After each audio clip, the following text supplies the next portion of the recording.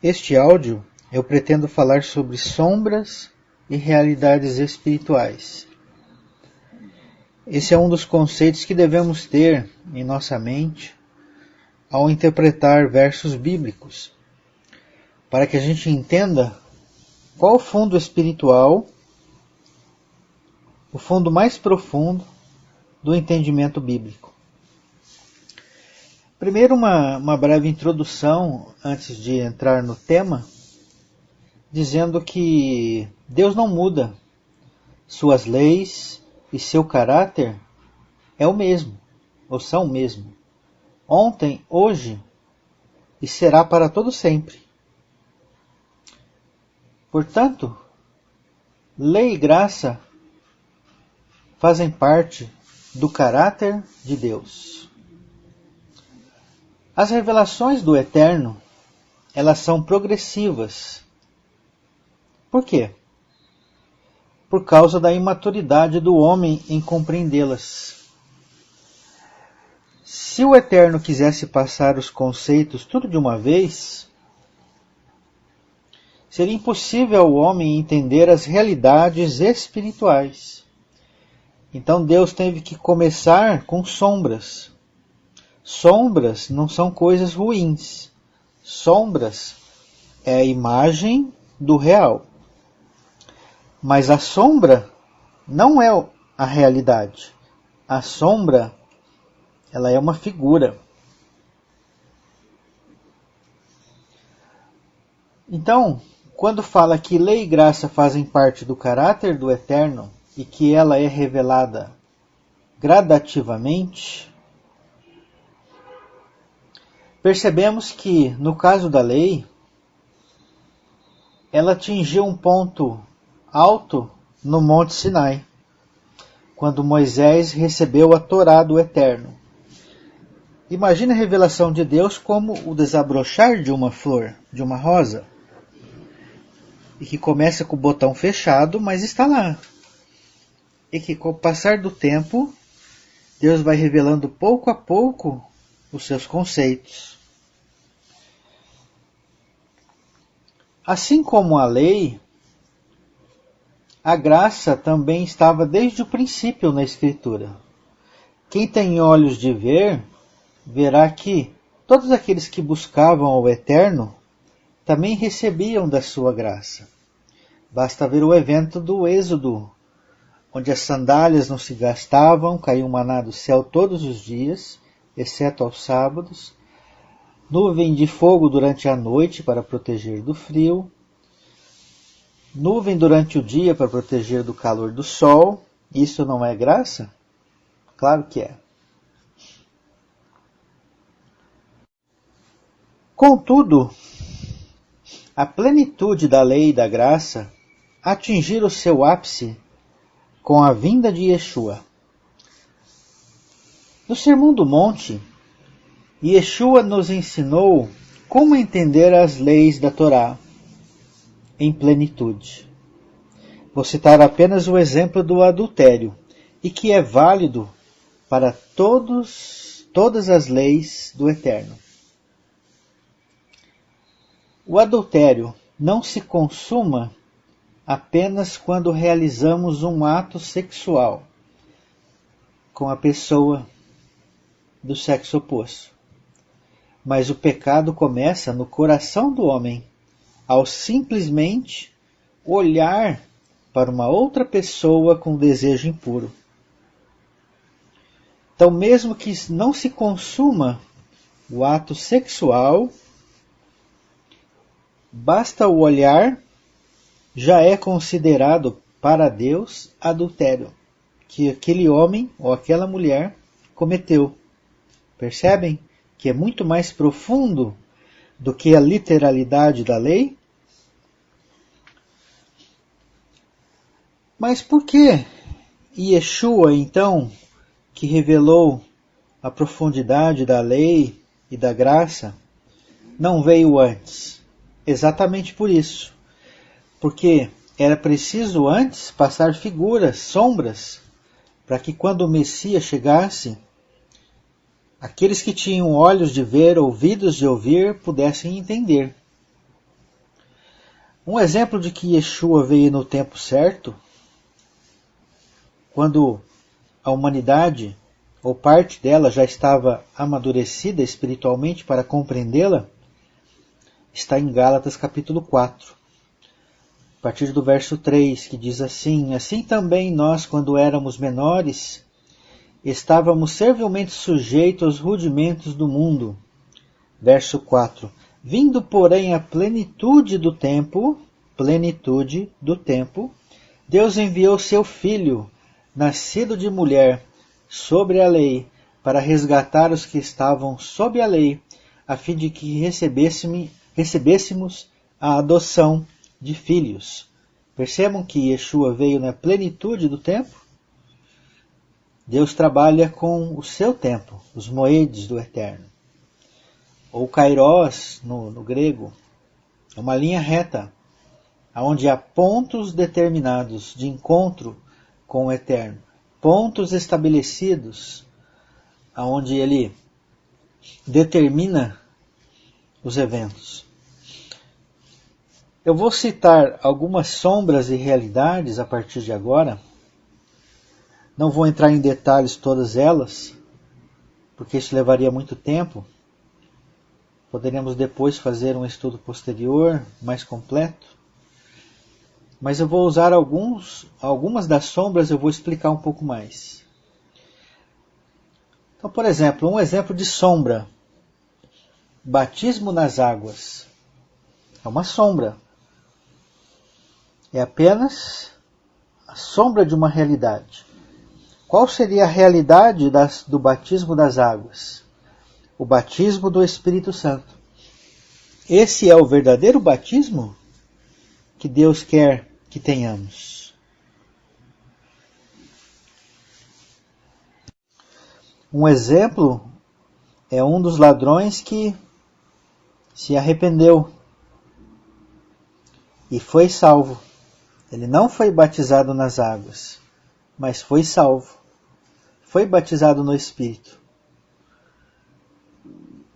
Outra sombra, sacrifício de animais para expiar os pecados. Qual é a realidade? O sacrifício de Yeshua na cruz. Como a gente percebe no livro de Hebreus, esse sacrifício de animais, a sombra, era eficaz, contudo imperfeito. Tinha que se repetir todos os anos. Mas o sacrifício de Yeshua é único. Uma só vez é necessária. Monte Moriá, sombra, local de adoração. Qual é a realidade? Aquilo que Yeshua ensinou em João capítulo 4 à mulher samaritana. Vós, samaritanos, adoram neste monte, Monte Gerizim, Monte dos Gentios. E nós, os judeus, adoramos no Monte Moriá. Contudo, o Pai procura os verdadeiros adoradores, que o adorem em espírito e em verdade. Não neste monte e nem naquele monte. Para adoração, não precisa estar em nenhum monte. Basta que o coração se abra para o eterno em qualquer lugar que estivermos. Sombra, Monte Moriá, realidade, adorar em espírito e em verdade. Circuncisão, sombra, a circuncisão do prepúcio no 8º dia, somente para os homens. Qual é a realidade?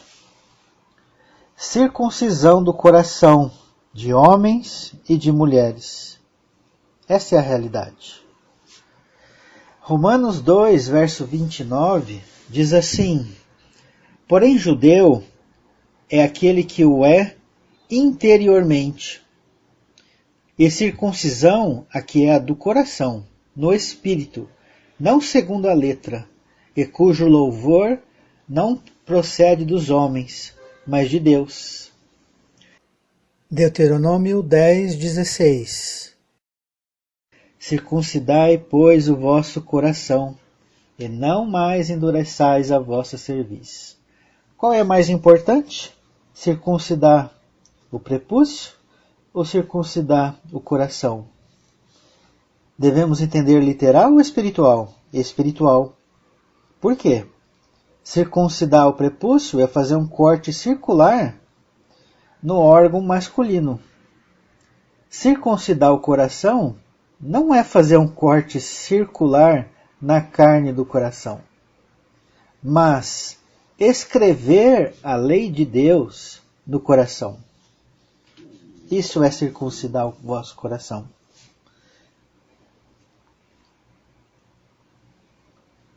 Outra sombra, Jerusalém, cidade física. Realidade, Nova Jerusalém, a noiva do Cordeiro, simbolizada ao povo de Deus. Apocalipse 21, verso 9 diz assim: Então veio um dos 7 anjos que tem as 7 taças cheias dos últimos 7 flagelos, e falou comigo dizendo: Vem, mostrar-te-ei a noiva, a esposa do Cordeiro. Era a cidade santa, Nova Jerusalém.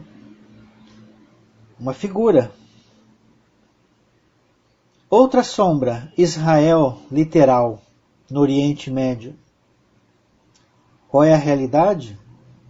É uma nação de todo o povo de Deus, composto das 2 casas de Israel, judeus e gentios, a igreja verdadeira do Eterno. Outra sombra, corpo de carne e sangue, que vive no máximo 120 anos. Qual é a realidade? Corpo celestial, aquele descrito em 1 Coríntios, capítulo 15, e que o teremos por toda a eternidade. 2 Coríntios 5, verso 1, diz assim: Sabemos que se a nossa casa terrestre deste tabernáculo se desfizer, temos da parte de Deus um edifício, casa não feita por mãos, eterna, nos céus, e por isso neste tabernáculo gememos, aspirando por sermos revestidos de nossa habitação celestial, se todavia formos encontrados vestidos e não nus. Qual é essa habitação celestial? O corpo de 1 Coríntios 15. Outra sombra, sacerdócio levítico de Arão. Qual que é a realidade? Apontar para o sacerdócio de Melquisedeque, de Yeshua. O sacerdócio levítico de Arão é sombra, porque ele tinha que se purificar antes de oferecer sacrifício. E Yeshua precisava se purificar para oferecer sacrifício pelo povo? Ou ele já era incontaminado? Outra sombra, tabernáculo no deserto, ou templo de Salomão, templo de 4 paredes, conforme nós designamos. Tabernáculo no deserto, templo de Salomão é sombra. Mas o propósito do Eterno era sempre habitar dentro do homem. E me farão um santuário para que eu possa habitar no meio deles. No original hebraico está Betohan, que ao pé da letra seria para que eu possa habitar dentro deles, dentro do homem. Então esta é a realidade. O verdadeiro santuário não é uma construção humana de 4 paredes, seja de tecidos no deserto, seja de pedra no templo. A realidade é o nosso coração, nosso corpo é santuário do Eterno. 1 Coríntios 3. Não sabeis que sois santuário de Deus e que o Espírito de Deus habita em vós? Se alguém destruir o santuário de Deus, Deus o destruirá, porque o santuário de Deus, que sois vós, é sagrado. 1 Coríntios 6, verso 19. Acaso não sabeis que o vosso corpo é santuário do Espírito Santo, que está em vós, o qual tendes da parte de Deus, e que não sois de vós mesmos? 2 Coríntios, verso 6, verso 16. Que ligação há entre o santuário de Deus e os ídolos? Porque nós somos santuário do Deus vivente. Como ele próprio disse, habitarei e andarei entre eles. Serei o seu Deus e eles serão o meu povo. Efésios capítulo 2, verso 19 em diante. Assim já não sois estrangeiros e peregrinos, mas concidadãos dos santos, e sois da família de Deus, edificados sobre o fundamento dos apóstolos e dos profetas, sendo ele mesmo Cristo Jesus a pedra angular, ao qual todo o edifício bem ajustado cresce para santuário dedicado ao Senhor, no qual também vós, juntamente estáis sendo edificados para a habitação de Deus no Espírito. Percebe? Crescemos para santuário e estamos sendo edificados para a habitação de Deus no Espírito. Mais claro que isto, impossível. 1 Pedro, capítulo 2, verso 4. Chegando-vos para ele a pedra que vive, rejeitada, sim, pelos homens, mas para com Deus eleita e preciosa. Também vós mesmos, como pedras que vivem, sois edificados casa espiritual, para serdes sacerdócio santo, a fim de oferecerdes sacrifícios espirituais, agradáveis a Deus, por intermédio de Jesus Cristo. Somos pedras vivas, e junto formamos a verdadeira igreja, não de 4 paredes, mas igreja espiritual, onde 2 ou 3 estiverem reunidos em nome de Yeshua, ali ele estará. Por que precisamos no mínimo de 2 pedras, mais a pedra angular Yeshua, para se formar uma igreja?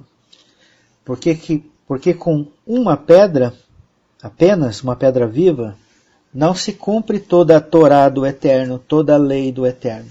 Mas com 2 pedras vivas, no nome da pedra angular Yeshua, se forma casa espiritual, porque se cumpre toda a lei que Yeshua disse, que se resume em amar a Deus e ao próximo como a si mesmo.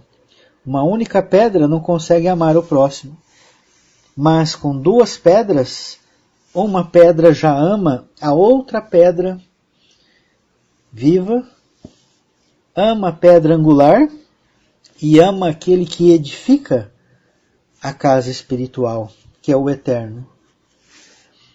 Ora, por que estamos dizendo isso de sombras e realidades? Como podemos confirmar isso com outros versos na Escritura?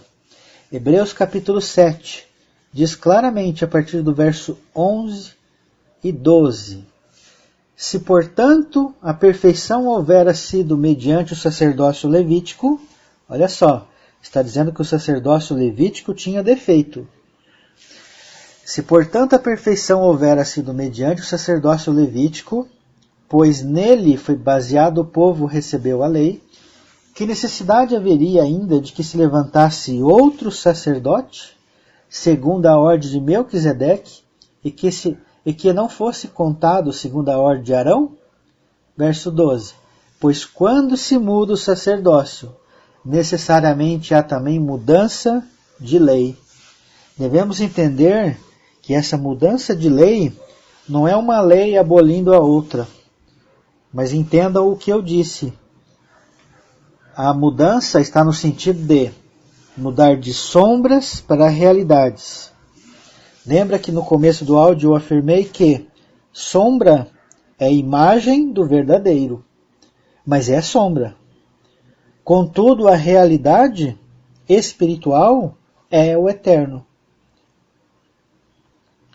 Então, tudo isso que eu disse, os sacrifícios eram feitos de animais, eram feitos de várias formas exteriores. E a palavra diz em 1 Pedro capítulo 2, verso 4. Chegando-vos para ele a pedra que vive, rejeitada, sim, pelos homens, mas para com Deus eleita e preciosa. também vós mesmos, como pedras que vivem, sois edificados, casa espiritual, para ser de sacerdócio santo, a fim de oferecer de sacrifícios espirituais, agradáveis a Deus, por intermédio de Jesus Cristo. Nossos sacrifícios agora são espirituais, que partem do coração, e não simplesmente por atos exteriores de adoração. Um exemplo é adorar o Pai em espírito e em verdade, não neste monte nem naquele monte, porque o nosso coração, se estiver na direção do Pai, o Pai o ouvirá em qualquer lugar que estivermos.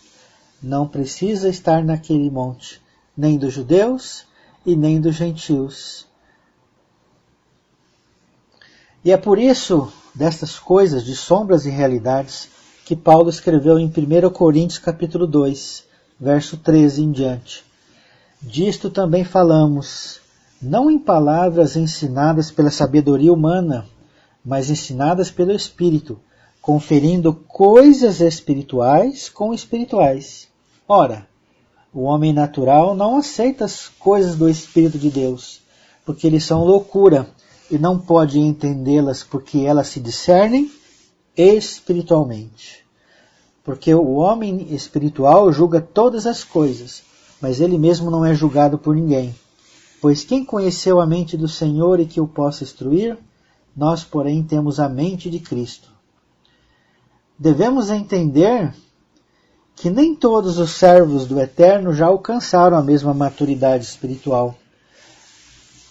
Portanto, devemos compreender que ainda essas pessoas caminham nas sombras, que, como eu disse, são verdades, porém incompletas do entendimento espiritual pleno. E Yeshua disse aos seus discípulos, eu, porém, irmãos, não vos pude falar a espirituais. Aliás, Paulo dizendo, né, 1 Coríntios 3, verso 1, eu, porém, irmãos, não vos pude falar como a espirituais, e sim a carnais, como a crianças em Cristo. Leite vos dei de beber, não vos dei alimento sólido, porque ainda não podeis suportá-lo, nem ainda agora podeis, porque ainda sois carnais.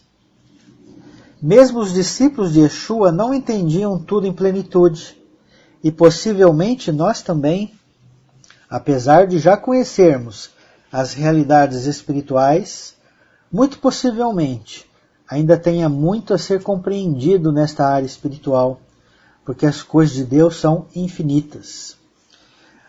João, capítulo 16, verso 12, desta vez sim, Yeshua dizendo aos seus discípulos, tenho ainda muito a vos dizer, mas vós não podeis suportar agora.